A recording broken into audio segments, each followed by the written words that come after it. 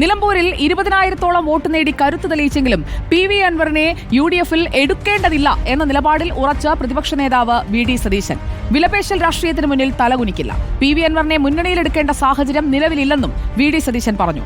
R Roshipal നമുക്കൊപ്പം ചേരുകയാണ്. Good evening R Roshipal. PV Anwar സ്വന്തമായി നിന്ന് അത്രയും വോട്ട് പിടിച്ചില്ലായിരുന്നുവെങ്കിൽ ഈ ഭൂരിപക്ഷത്തിലേക്ക് എത്താൻ UDF-ന് സാധിക്കുമായിരുന്നു എന്ന ഒരു തോന്നലുള്ളത് കൊണ്ടാണോ ഇങ്ങനെ ഒരു നിലപാട് പ്രതിപക്ഷ നേതാവ് എടുക്കുന്നത്? വാതിൽ പൂർണ്ണമായും അടയ്ക്കുകയാണോ അൻവറിന് മുന്നിൽ VD സതീശൻ?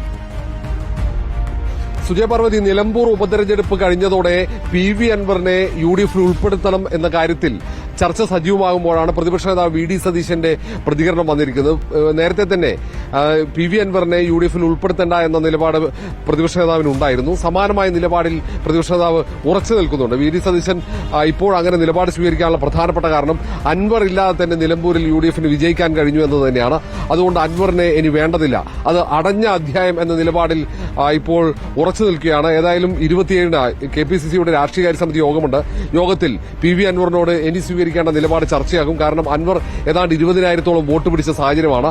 തദ്ദേശ നിയമസഭാ തെരഞ്ഞെടുപ്പിൽ അൻവർ ഒപ്പമുണ്ടെങ്കിൽ കൂടുതൽ മെച്ചപ്പെട്ട ഒരു നിലയിലേക്ക് UDF-ന് എത്തിക്കാൻ സാധിക്കുമെന്ന വിലയിരുത്തൽ ഭൂരിഭാഗം ഘടകകക്ഷികൾക്കുണ്ട്. പ്രത്യേകിച്ച് നിലമ്പൂരിലടക്കം എല്ലാ തദ്ദേശ സ്വയംഭരണ സ്ഥാപനങ്ങളിലും ഭരണം പിടിക്കാൻ അൻവറിന്റെ പിന്തുണ അനിവാര്യമാണ് എന്ന നിലപാട് ലീഗിനടക്കമുണ്ട്. ഈ സാഹചര്യത്തിൽ തന്നെയാണ് KPCC ഈ വിഷയം ചർച്ചയാക്കുന്നത്. പക്ഷേ ഇക്കാര്യത്തിൽ പ്രതിപക്ഷ നേതാവിന്റെ നിലപാട് നിർണായകമാവും. പ്രതിപക്ഷ നേതാവ് ഇപ്പോഴും അൻവർ വേണ്ട എന്ന നിലപാടിൽ തന്നെ ഉറച്ചു നിൽക്കുന്നത്. അതേസമയം KPC അധ്യക്ഷൻ സണ്ണി ജോസഫ്, മുൻ KPC അധ്യക്ഷൻ K സുധാകരൻ, രമേശ് ചെന്നിത്തല അടക്കമുള്ള നേതാക്കളൊക്കെ തുറന്ന സമീപനമാണ് ഇക്കാര്യത്തിൽ. അൻവറിനെ ഒപ്പം ചേർക്കണമെന്നാണ്. അതുകൊണ്ട് തന്നെ ഇത് വളരെ വിശദമായ ചർച്ചയ്ക്ക് വിധേയമാക്കേണ്ടി വരും.